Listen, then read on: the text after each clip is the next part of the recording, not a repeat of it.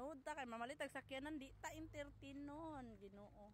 So dinhi mi nagabinaan ilang ka Sir GMC car mo to mga darling, dinhi mi nakakuha og unit. Dinhi jud noon entertainon jud ka 24/7 mga darling.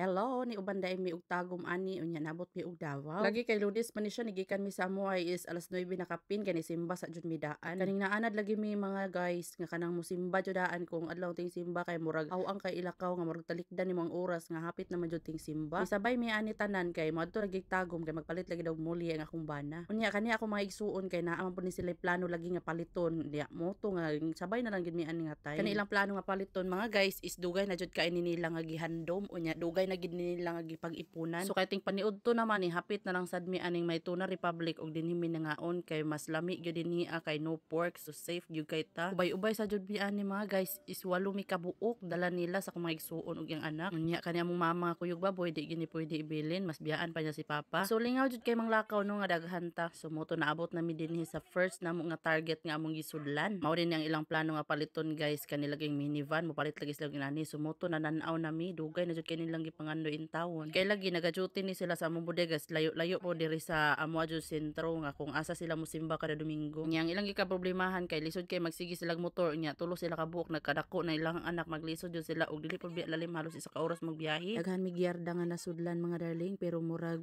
reality jud kaayo kanang tan-awon ang imong postura ay katarungon og entertain. Kami lagi kay wa man jud mi ani porma-porma kanang simple ra man jud kay mi intawon halos mi dili tagdon pagsulod namo paita. Manood ta kay mamalit ang sakyanan di ta entertainon Ginoo.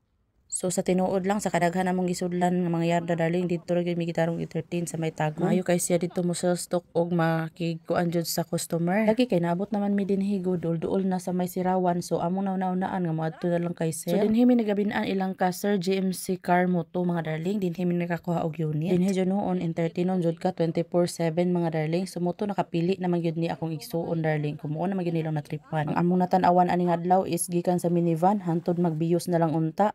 Punta gyud sila sa pick up mga darling. So sa walay pagduha-duha ni hulbot na si madam sa iyang mga tinaguan dinha mga darling og iya na gyung gibayaran. Kabalo ko na jud mo ingon diha nga nakapalit tay sakyanan si kanahan raman pod na. Oh, si kanahan pero dili pod lalim ang ilang pagtigom pag-antos, ila lang na makabuot. Ayaw lang niyog ana ang tawo nga nangandoy no. Kay kana nga mindset nimo ingon ana darling is inggit na. Ako kung unsay grasya mabot sa akong mga igsuon dako kay kung kalipay nga ilahan nang na-achieve ila nang naabot. So mo to mga darling, gigawas na gyud ang ilang unit unya kung ba nang drive ana. Then ako na lang pod ang nag-drive sa van kay lagi si kuya dili kay mo drive kay gabi man gud na. So niabot na mi ani mga darling og alas 11 na gyud kapin hapit na alas 12 kay layo man pod mi gigikanan nya gabi na jud mi nakagikan dito Swerte kay ang pagkakuha nila ani sakyanan na darling kay dili pa gyud kaayo ingon nga bunog ang sulod dili mansado og lami pa kay sit ang mga bangko. Super tigid kaayong daghanang salamat sa Ginoo no gihatag ni nga grasya sa ilaha mga darling deserve kay nila. Ani makaingon jud ka nga di jud ta katuo no nga makapalit sila ingon ani nga sakyanan pero di ka katuo jud muna pod intaw na nilag tigo mga darling no